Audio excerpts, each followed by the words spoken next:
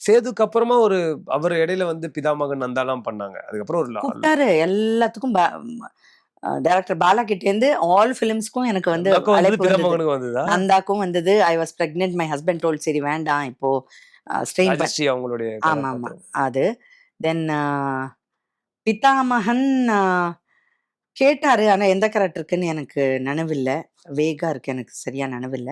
But almost நிறைய films வரைக்கும் he use to call me only.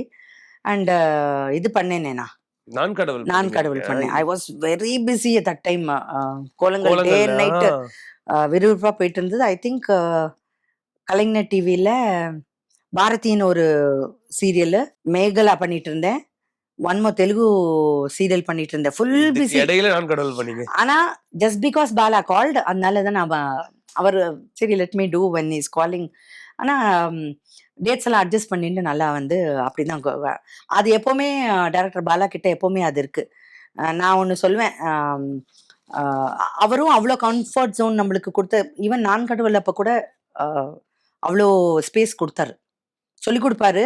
கிளைமேக்ஸ்ல ஆர்யா ஏதோ இப்போ கூட எனக்கு அவ்வளோ தமிழ் எல்லாம் தெரியாது, அந்த பிண்டம் அந்த மாதிரி ஏதோ சொல்லுவார்.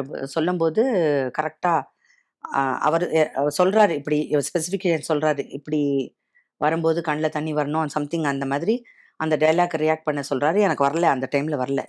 ஆச்சு ஐ திங்க் ஹாஃப் டே ஆச்சுன்னு நினைக்கிறேன் ஆல்மோஸ்ட். பட் ஹி கேவ் அவ்வளோ ஸ்பேஸ் கொடுத்து எப்போ வருதோ வரட்டும் நம்ம எடுத்துக்கலாம் அப்படின்னு சொல்லிட்டு கேமரா யூனிட் எவ்ரி ஒன் பின் ட்ராப் சைலன்ஸ் இருக்கும் அங்கே. அவரோட பிரெயின் அவரோட அந்த மட்டும்தான் பிரதிபலிக்கும் அங்கே. So much space he gave, அது இருக்கு அவர்கிட்ட.